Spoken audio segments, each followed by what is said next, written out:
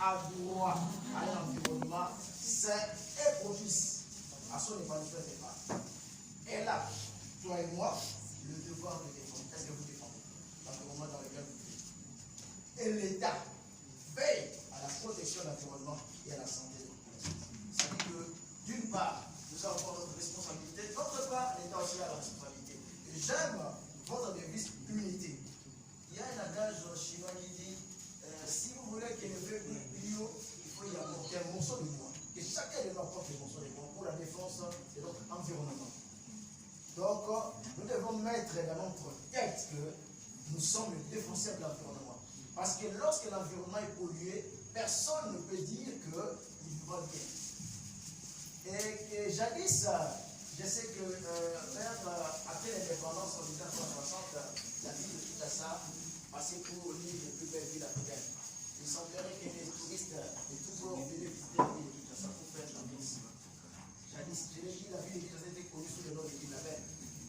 Mais elle était tellement devenue invivable suite à l'insalubrité croissante que les mêmes habitants l'ont rebaptisé Kin la Poubelle. Ce qui était belle hier est devenu aujourd'hui la poubelle. Alors on se pose la question, c'est le même gens qui ont rendu Kin la Belle, il faut s'y rendre, peut aussi éviter que cette Kin la Poubelle aujourd'hui puisse rester poubelle. C'est-à-dire que toi et moi, on a la responsabilité de rendre encore cette ville la plus attrayante possible de l'Afrique. Comme aujourd'hui, je cite Zama qui gagne aujourd'hui, peut devenir la ville la plus propre d'Afrique, zéro déchet. Hélas, c'est que j'aime la République en avant. Hélas, les réflexions sur l'environnement furent longtemps absentes des préoccupations de l'association, des ONG, des partis politiques et des pouvoirs publics. Et en tendance à en faire un sujet peu urgent. Mais au moins la République en avant a fait de ce sujet quelque chose. C'est que les développements durables est effectif dans cette partie. Je vous invite à applaudir un peu par rapport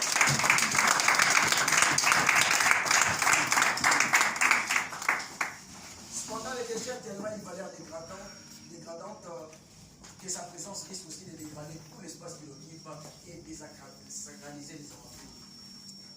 Un environnement pollué est mortel, explique OMS. C'est-à-dire que là où il y a la pollution, la mort est liée. Vous voyez, aller dans les zones de santé, moi j'ai fait le contrôle au niveau de zones de santé, toutes les structures de la ville de Kinshasa dans la poubelle pour limiter la pollution. Je dis généralement, je parle des déchets, la bonne est là. Parce que moi je l'ai toujours dit, un déchet c'est quoi?